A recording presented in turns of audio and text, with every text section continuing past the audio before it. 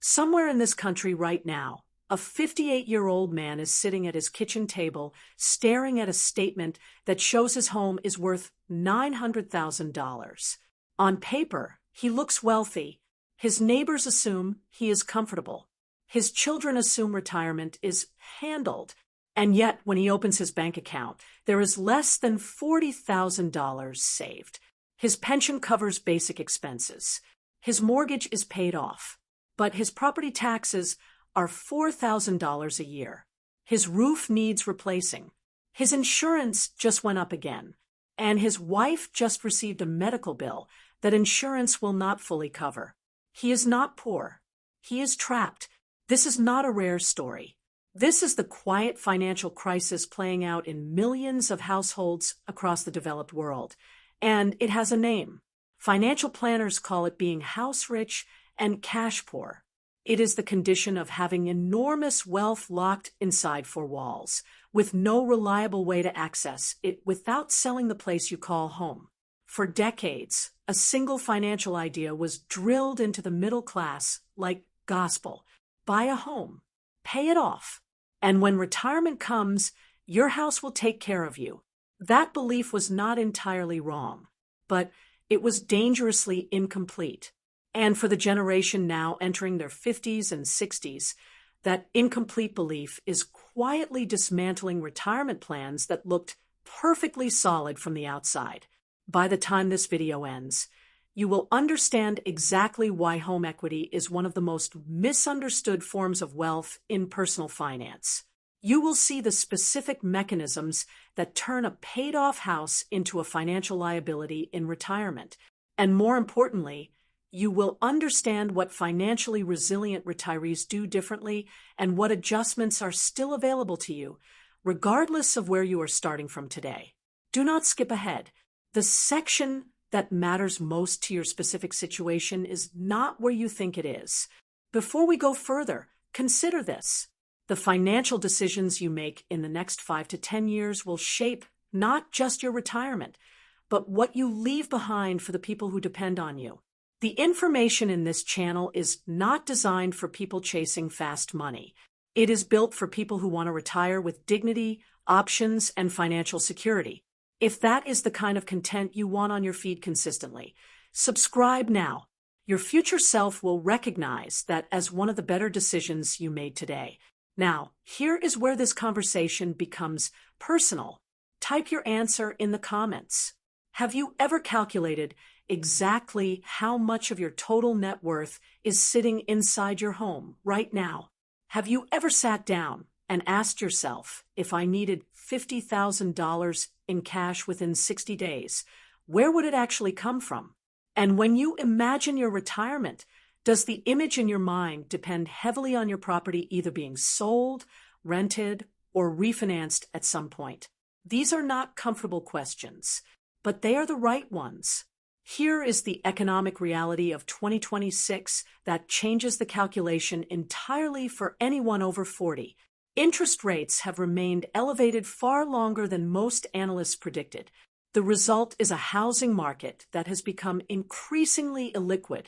Homes that would have sold in 2 weeks in 2021 are now sitting on the market for 3 to 5 months in many metropolitan areas. Transaction costs, including agent commissions, closing fees, moving expenses, and capital gains considerations, are consuming between 8 and 12% of a home's value in many cases. That is $72,000 to $108,000 gone before a dollar reaches your retirement account on a $900,000 home. At the same time, inflation has fundamentally restructured the cost of retirement. Healthcare costs for a 65-year-old couple in the United States now average over $315,000 over the course of retirement, according to Fidelity's 2024 retirement healthcare cost estimates. Long-term care needs, which affect roughly 70% of people over 65, can run between $4,000 and $9,000 per month for assisted living. The old mathematics of retirement simply does not hold. The generation that came before you could retire on a pension, a paid-off home, and modest savings because healthcare was cheaper, life expectancy was lower, and inflation was more predictable. None of those conditions exist today. The rules changed. The question is whether your retirement plan changed with them. Relying on home equity as your primary retirement asset is not just a conservative strategy in today's environment. It is a structurally flawed one. And understanding why requires going beneath the surface of what home ownership actually does and does not do for your financial future. Chapter 1. A home produces no income on its own. This is the foundational truth that most homeowners intellectually understand but emotionally resist. An asset that does not generate cash flow cannot fund a retirement. It can sit in your net worth column and look impressive, but net worth does not pay your electricity bill. Net worth does not cover your prescriptions. Net worth does not write a check to your dentist. Think about the contrast this way. A person who retires with a $600,000 investment portfolio invested at a 4% withdrawal rate, which is the standard benchmark used by most retirement planners, generates $24,000 per year in income. That money arrives regardless of market conditions. It does not require selling the asset. It does not require moving. It simply arrives. A person who retires with $600,000 locked inside their home generates exactly $0 per year unless they take a very specific action: sell the home, rent it out, or borrow against it through reverse mortgage or home equity line. Each of those options involves significant trade-offs, costs, and complications that many retirees are not prepared for. The equity is real. The income is not. Chapter 2. The hidden cost center that never closes. There is a financial illusion that many homeowners carry into retirement. The belief that once the mortgage is gone, the house becomes free. This belief has derailed more retirement budgets than almost any other single misconception. The mortgage payment disappears. The costs do not. Consider a realistic breakdown for a modest American home valued at $400,000. Property taxes in a mid-range state average between $4,000 and $6,000 per year. Homeowners insurance typically runs between $1,500 and $3,000 annually. The average American homeowner spends between 1% and 4% of their home's value on maintenance each year. On a $400,000 home, that is $4,000 to $16,000, with higher figures more common as properties age. Add utilities, pest control, lawn care, and the periodic capital expenses. A new roof at $15,000, a replaced HVAC system at $8,000, a water heater, windows, flooring, and you are looking at a property that costs between $12,000 and $30,000 per year to hold, even after the mortgage is retired. For a retiree on a fixed income, that number is not insignificant. It is often the difference between financial comfort and quiet financial anxiety. Chapter 3.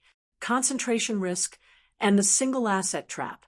There is a principle in investment management that every financial advisor knows. Concentration kills. When a significant percentage of your total net worth sits in a single asset, you are not diversified. You are exposed.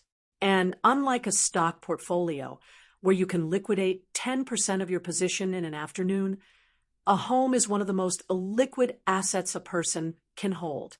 The 2008 financial crisis demonstrated this with devastating clarity. In cities like Phoenix, Las Vegas, and Miami, property values declined between 40% and 60% from peak to trough. Retirees who had structured their financial plans around selling their homes at peak value found themselves with properties worth far less than projected, in a market where buyers were scarce and financing had dried up. They had the asset. They could not access the value. The argument that real estate always goes up is not supported by history when examined at the granular level. National averages smooth over the enormous regional disparities that actually determine what your specific property is worth at the specific moment you need to sell it.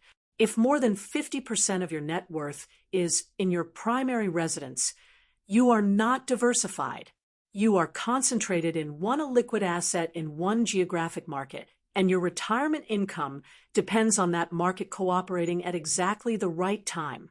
Pause for a moment here, because what we just covered in that last chapter is something that very few people connect emotionally until it is too late. Here is the question I want you to answer honestly.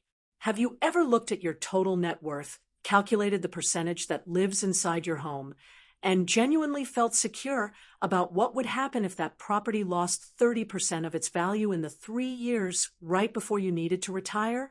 Type yes or no in the comments right now, because the answer you give is not just an opinion. It is a diagnostic of how prepared your current plan actually is.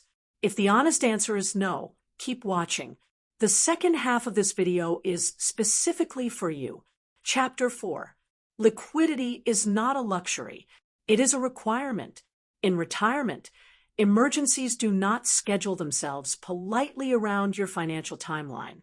A medical diagnosis, a major home repair, a family crisis, or an unexpected tax bill can arrive simultaneously without warning and without mercy.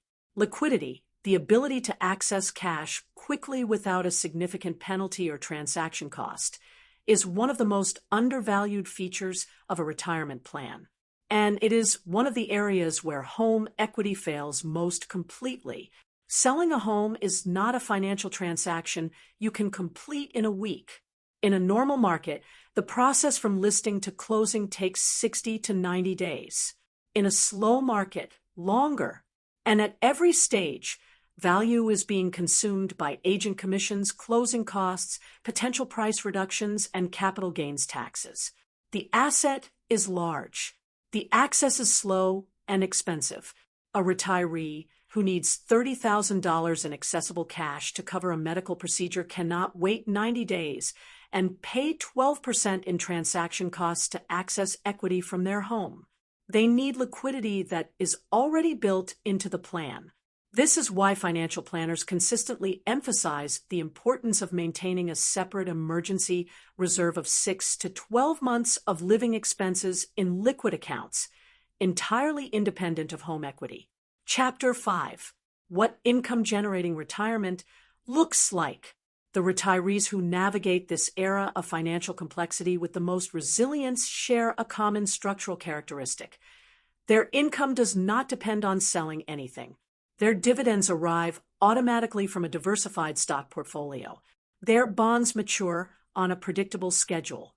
If they own rental property, that rental income is separate and distinct from the roof over their own head. Their retirement accounts distribute systematically. Their Social Security or pension provides a floor. This is not passive income in the social media influencer sense of the phrase. This is fiscal architecture, the deliberate construction of multiple income streams, each operating independently, so that no single market disruption, property devaluation, or economic shift can sever all of them simultaneously. The average household in the top quartile of retirement security does not have a higher valued home than the household in the bottom quartile. They have more income-producing assets relative to their total net worth. The distinction is decisive. A dividend-paying stock does not need your permission to send you a check. A rental tenant pays their rent regardless of whether you choose to sell the property. A bond coupon payment arrives on schedule whether the stock market is up or down. These are the mechanisms that fund retirement without forcing decisions. Chapter 6. Lifestyle inflation and the upgrade trap. There is a behavioral pattern that quietly derails more retirement plans than almost any market downturn. It begins innocently, usually in a person's late 30s or early 40s when income rises, a family grows, and the logical response seems to be a larger, more comfortable home. The family earns more, so they buy more house. The house appreciates, so they refinance and access equity to renovate. They upgrade neighborhoods. They extend their mortgage timeline. Each decision feels reasonable in isolation. Collectively, they systematically redirect the income that could have been compounding in investment accounts into a single non-income producing asset. Consider the compounding velocity of a single decision. A 42-year-old who invests an additional $1,000 per month, rather than applying it to an accelerated mortgage paydown on an already affordable home at a 7% average annual return, will accumulate approximately $330,000 by age 65. That money can generate $13,000 a year in retirement income indefinitely using a 4% withdrawal rate without ever touching the principal. The larger house does not generate that $13,000. It costs money to maintain. This is not an argument against homeownership. It is an argument for understanding the opportunity cost of directing disproportionate wealth into a single non-income producing asset. Here is the highest value insight in this entire video, and it is one that most financial content creators avoid because it requires a level of intellectual honesty that is uncomfortable. The most dangerous financial position for someone in their 50s is not having too little home equity. It is having too much relative to everything else. Here is why. Home equity creates a psychological illusion of security. When a person sees that their net worth is $1.2 million, they feel wealthy. They feel secure. They feel like retirement is handled. That feeling suppresses the urgency to build liquid, income-generating assets. It makes it feel unnecessary to maximize retirement account contributions. It makes it feel excessive to build a diversified investment portfolio. The equity whispers that it is enough, and then retirement arrives, and the equity cannot write a single check. The financially sophisticated move. The one that separates the people who retire with options from the people who retire with anxiety is this: treat your home as one component of a complete financial system, not as the system itself. A complete retirement financial system has 5 structural pillars. First, the primary residence, providing housing stability and a store of long-term value. Second, a liquid emergency reserve, 3 to 12 months of expenses in accessible accounts. Third, a retirement account portfolio, whether that is a 401k, an IRA, a pension, or a combination. Fourth, taxable investment accounts holding income-generating assets like dividend stocks, real estate investment trusts, or bonds. And fifth, if appropriate, a secondary income stream, whether from a small rental property, a part-time business, or another active income source in the early retirement years. When all 5 pillars exist, your retirement does not depend on a single market. It does not depend on your home's value holding. It does not depend on selling anything under duress. It simply operates. Your home may be your biggest asset, but if it does not generate income, it cannot carry your retirement alone. The goal is not to die owning the most expensive house on the street. The goal is to build a life where your money works for you long after you have stopped working for it. Here is where we bring this together. You came into this video understanding that your home has value. You leave it understanding a more nuanced and more important truth, that value and income are not the same thing, and retirement runs on income. The trap is not homeownership itself. The trap is the belief that homeownership alone is enough. Equity that cannot be accessed without a major life disruption is not a retirement strategy. It is a contingency, and contingencies are not plans. The financially resilient retiree does not choose between owning a home and building an investment portfolio. They build both, intentionally, with a clear understanding of what each component is designed to do. The home provides stability. The portfolio provides income. The emergency reserve provides access. Together, they provide freedom. If you have watched this entire video, you have already done something that most people refuse to do. You have looked honestly at a financial belief that felt safe and asked whether it was actually true. That is the first act of genuine financial stewardship. Thank you for investing your time in your financial future today. Now, do one thing. Share this video with one person in your life, a sibling, a friend, a colleague who is over 40 and whose entire retirement plan currently lives inside their mortgage statement. They may not thank you immediately. They will eventually. Subscribe to this channel if you want to continue building a retirement strategy that actually holds under pressure. And when you are ready to go deeper, watch the next video on building income-producing assets in your 40s and 50s, because that is where this conversation goes from understanding the problem to building the solution. Your retirement is not behind you. It is being built right now by the decisions you make today.